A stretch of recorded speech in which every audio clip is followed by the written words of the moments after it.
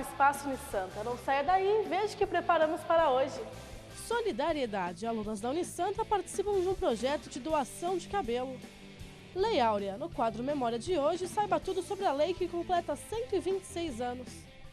Duas alunas do curso de comunicação da Unisanta doaram cabelo para crianças com câncer. O Grupo Cabelegria é o responsável pela arrecadação e confecção das perucas. O projeto voluntário Cabelegria surgiu em outubro do ano passado, quando duas amigas resolveram ajudar crianças que passavam pelo difícil momento da perda do cabelo. Em menos de 2 meses, a ideia já era conhecida nacionalmente e muitas pessoas e empresas começaram a ajudar. Uma delas, Andréa Lopes Cabelos, especializada em perucas, é a responsável pela confecção. Elas produzem e desenvolvem as perucas de graça. O projeto continua um sucesso e já tem até um site oficial. No Facebook são mais de 180 mil curtidas. Duas alunas da Unisanta souberam da campanha justamente pela internet. Já estava com vontade de cortar o cabelo, na verdade era uma necessidade. Mas não para doar. E aí, como eu fiquei sabendo dessa ideia, achei super interessante e resolvi participar e cortar e doar, fazer essa solidariedade. Eu cheguei no salão já totalmente determinada a doar, falei vou mudar, não tô nem aí, quis mudar e só pedi pro cabeleireiro cortar mesmo e tirar a quantidade necessária, que tem que ser pelo menos uns 10 centímetros para poder doar. E aí ele cortou e foi super legal, assim, foi uma sensação de liberdade, de estar ajudando outras pessoas também. As perucas são distribuídas em todo o Brasil para entidades assistenciais ou diretamente para as crianças. Para a confecção, são necessárias aproximadamente 180 gramas de cabelo. Qualquer tipo de mecha pode ser doada, inclusive as que já receberam algum tipo de tratamento químico. A quantia mínima para doação é de 10 centímetros. Eu já tinha doado em 2005, eu tinha um cabelo bem comprido. E aí eu estava com muita vontade de mudar e vi passando na televisão um projeto, só que foi numa outra cidade. E aí lá eu falei, vou cortar também, e aí eu simplesmente cortei o cabelo bem curtinho e doei mais ou menos uns 35 centímetros de cabelo. Pretendo doar futuramente, se todo ano tiver no mesmo salão eu quero participar.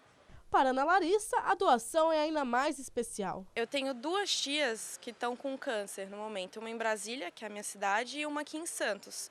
E as duas, elas rasparam o cabelo totalmente, elas usam peruca, usam lenço, usam um monte de coisa. E isso, assim, é muito emocionante você ver a força delas para lutar contra o câncer. E, assim, cortar o meu cabelo é uma coisa tão pequena perto do que elas estão fazendo. Elas, assim, são um exemplo de como que você lida numa situação ruim e leva tudo numa boa. E pode ser feliz e pode ser... Diversidade. A palavra define bem a carreira de Gabriel Chaim. Antes das coberturas internacionais, ele foi fotógrafo gastronômico.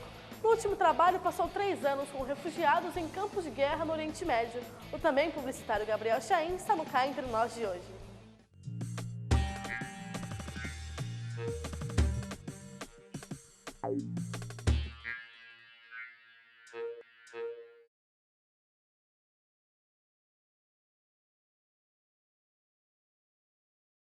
O primeiro conflito que eu fotografei foi na queda do Mursi, na Turquia, lá no Egito.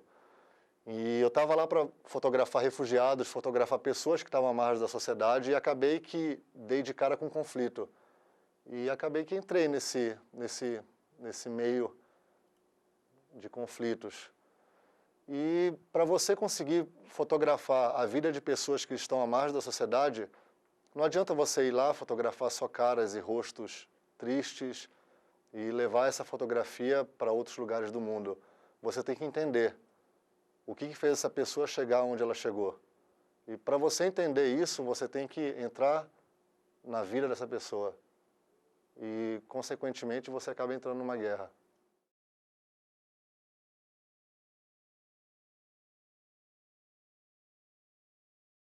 Se manter vivo. Em uma zona de conflito tem muito atirador de elite, então você tem que se precaver em todos os segundos. Você não pode vacilar nem um segundo. Então essa eu acho que é a maior dificuldade de uma zona de conflito, assim, de um fronte de batalha, no caso. Em Alepo, você tem a cidade de Alepo, na Síria, uma cidade que está dividida pelo exército do Assad e os rebeldes, só que você tem uma vida diária. As pessoas vão ao mercado com as bombas estourando e isso isso você tem que se adaptar a essa rotina, de ver crianças brincando enquanto perto está estourando bombas. Eles se acostumaram.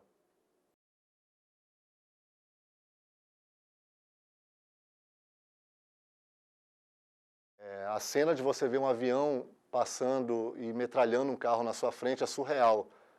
Você só vê uma coisa muito rápida vindo e um fogo saindo do alto para baixo. Aí passaram-se 20 minutos, mais ou menos 15, chegaram os feridos.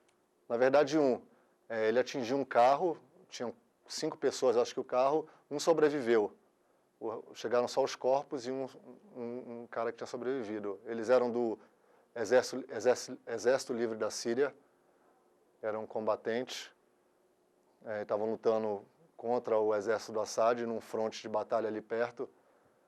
Aí eles chegaram, eu peguei o início desse ferido até o final. Aí ele chegou, eu peguei ele sendo resgatado pela equipe médica, o médico tentando fazer com que essa pessoa não morresse, só que sem nenhum tipo de suprimento, o cara morreu na minha frente.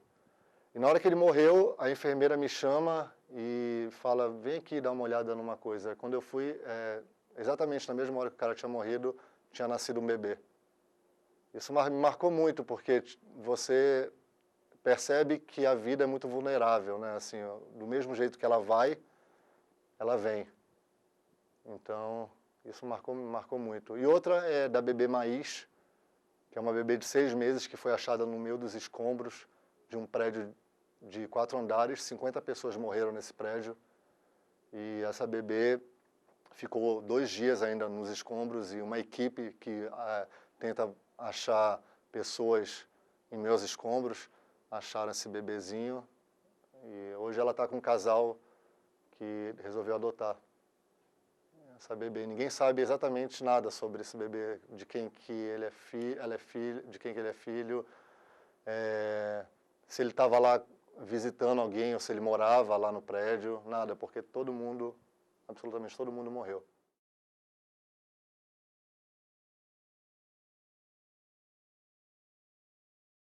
Então, já passei por diversos tipos de problemas, já tentaram me matar várias vezes, mas o medo eu acho que foi o maior obstáculo que eu tive que ultrapassar em todas essas minhas idas para esses lugares em conflito. Porque o medo é uma constante, você tem medo 24 horas por dia nesses lugares. E você tem que ultrapassar, saber controlar o seu medo. E saber que cada dia, você vive o dia, na verdade. O amanhã ninguém sabe. Então você aprende a controlar o teu medo naquela hora, naquele momento, naquele dia. Hoje, a lei que aboliu a escravatura no Brasil faz aniversário. No quadro Memória, saiba tudo sobre a Lei Áurea.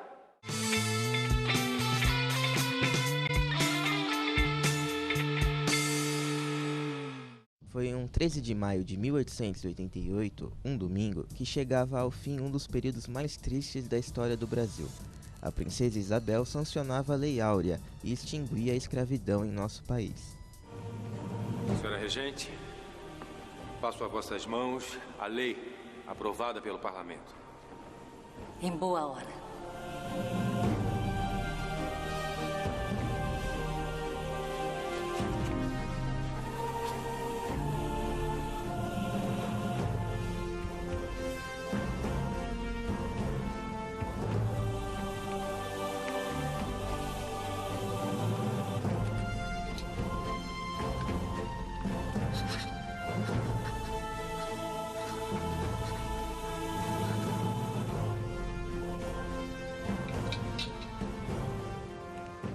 Este foi o ponto culminante de um movimento que vinha crescendo no Brasil e começara anos antes, com forte influência da Inglaterra.